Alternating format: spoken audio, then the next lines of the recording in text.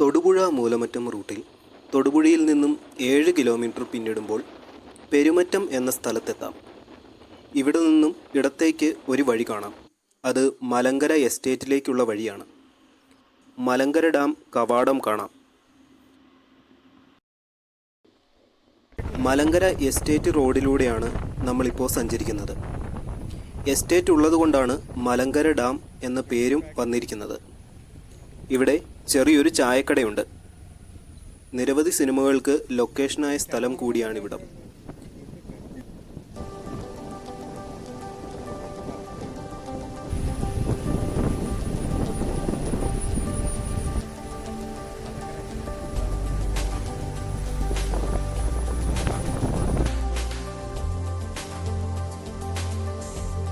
ഡാമിൻ്റെ ഷട്ടറുകൾ തുറന്നിരിക്കുന്ന long view കാണാം. തൊടുപുഴയാറാണ് ഈ കാണുന്നത്. മുട്ടം ഗ്രാമപഞ്ചായത്തിൽ തൊടുപുഴയാറിന് കുറുകെയാണ് 1994 നിർമ്മാണം പൂർത്തീകരിച്ച മലങ്കര ഡാം പണിതിരിക്കുന്നത്.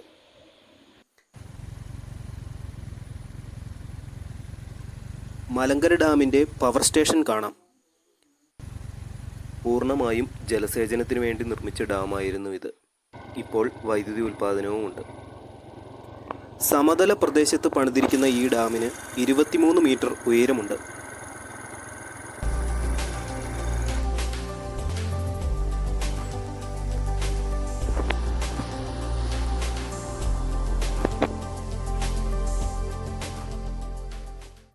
മലങ്കര ജലാശയം മൂലമറ്റം വരെ നീണ്ടുകിടക്കുന്നു.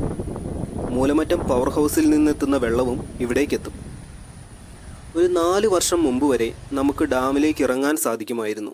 എന്നാൽ ആളുകൾ ഡാമിലേക്കിറങ്ങി അപകടങ്ങൾ കൂടിയതോടെ മൊത്തം ബ്ലോക്ക് ചെയ്തിരിക്കുകയാണ്. സിനിമാ നടൻ അനിൽ നെടുമങ്ങാടിന് അപകടം സംഭവിച്ചതും മലങ്കര ഡാമിൽ കുളിക്കാൻ ഇറങ്ങിയപ്പോഴായിരുന്നു.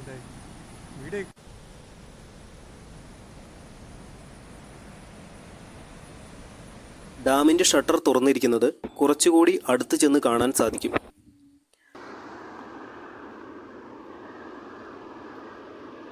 ഡാമിൻ്റെ 6 ഷട്ടറും തുറന്നിരിക്കുന്ന മനോഹരമായ വ്യൂ കാണാം.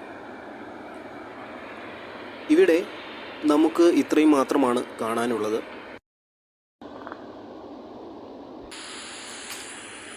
നമുക്കിനി ഡാമിൻ്റെ മെയിൻ എൻട്രി ഗേറ്റിലേക്ക് പോകാം.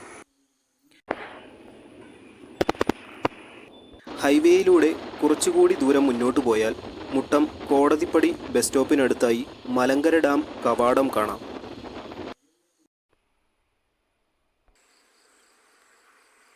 ഈ വഴി പോയാൽ മുട്ടം റൈഫിൾ ക്ലബ്ബിലെത്താം. രാമലീല സിനിമയൊക്കെ ഇവിടെ ഷൂട്ട് ചെയ്തിരുന്നു. ഡാമിൻ്റെ തീരത്തുള്ള അപ്പാർട്ട്മെൻറ്റ്സ് കാണാം.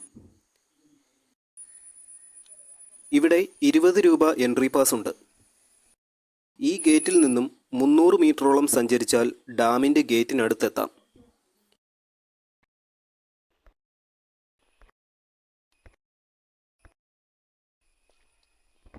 ഇവിടെയും പണ്ട് നമുക്ക് വെള്ളത്തിലേക്ക് ഇറങ്ങാൻ സാധിക്കുമായിരുന്നു. ഈ വഴിയോട് ചേർന്ന് വീടുകളുമുണ്ട്. ഇവിടെ ഗേറ്റിനപ്പുറേ നമുക്ക് ക്യാമറ അലൗഡ് അല്ല. എൻട്രി ഗേറ്റിൻ്റെ അടുത്ത് തന്നെയായി മലങ്കര പാർക്ക് കാണാം. Malankara children's park. ഡാമിൻ്റെ തീരത്തായി ഇങ്ങനൊരു പാർക്കും നടപ്പാതയും വളരെ ഇക്കോ ഫ്രണ്ട്ലി ആയി തന്നെ സെറ്റ് ചെയ്തിട്ടുണ്ട്. കുട്ടികൾക്ക് വേണ്ടിയുള്ള റൈഡ്സും ചെറിയ ഇരിപ്പിടങ്ങളും ഒക്കെ പാർക്കിലുണ്ട്. ഈ പാർക്കിനെ സംബന്ധിച്ച് ഇനിയും ഒരുപാട് ഡെവലപ്മെൻറ്റ്സ് പ്രതീക്ഷിക്കാം. കാരണം ഈ നടപ്പാത ഏകദേശം 200 മീറ്ററോളം ഡാമിൻ്റെ തീരം ചേർന്ന് നീണ്ടു കിടക്കുകയാണ്. നമുക്കും ഈ വഴിയെ അപ്പാർട്ട്മെൻറ്റ്സിൻ്റെ ഒക്കെ സൈഡിലൂടെ നടക്കാം. ഞങ്ങളെ ഫോളോ ചെയ്ത് 2 പേര് കൂടി പാർക്കിലെ വഴിയെ വരുന്നുണ്ട്. ചെടികളുടെ പേരുകൾ എഴുതിയിട്ടുണ്ട്. ഈ വഴിയോട് ചേർന്നും ഇരിപ്പിടങ്ങൾ കാണാൻ സാധിക്കും. തൊടുപുഴയ്ക്കടുത്ത് പാർക്കിനോട് ചേർന്നുള്ള ഇത്രയും മനോഹരമായ നടപ്പാത വേറെ ഇല്ലെന്ന് തന്നെ പറയാം. സമയം പോകുന്നതറിയാതെ ആസ്വദിക്കാം. വഴിയും പരിസരവും വളരെ അട്രാക്റ്റീവായി തന്നെ പ്രകൃതി സൗന്ദര്യത്തോടൊപ്പം സംരക്ഷിച്ചിരിക്കുന്നു. ഇവിടെ നിന്നും ദൂരെയായി ഡാമിൻ്റെ വ്യൂ കാണാം.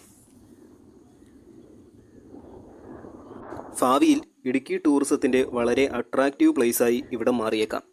ഇടുക്കിയുടെ ടോപ്പ് ടൂറിസ്റ്റ് പ്ലേസിൽ തന്നെ.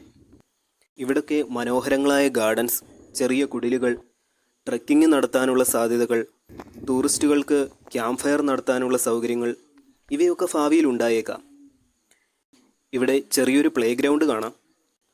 മലങ്കര ഡാം വർഷം മുഴുവൻ സഞ്ചാരികൾക്കായി ഓപ്പൺ ആണ് എന്നത് ഒരു വലിയ പ്രത്യേകതയാണ്. എന്നിരുന്നാലും നവംബർ മുതൽ ഫെബ്രുവരി വരെയുള്ള സമയത്ത് ഡാമിൻ്റെ വ്യൂ കൂടുതൽ മനോഹരമായി തോന്നിയേക്കാം. അതിമനോഹരമായ ഇടുക്കിയുടെ മലങ്കര ഡാം കാണാത്തവർ വേഗം പോന്നോളൂ. ഇതൊരു നല്ല എക്സ്പീരിയൻസ് തന്നെയായിരിക്കും.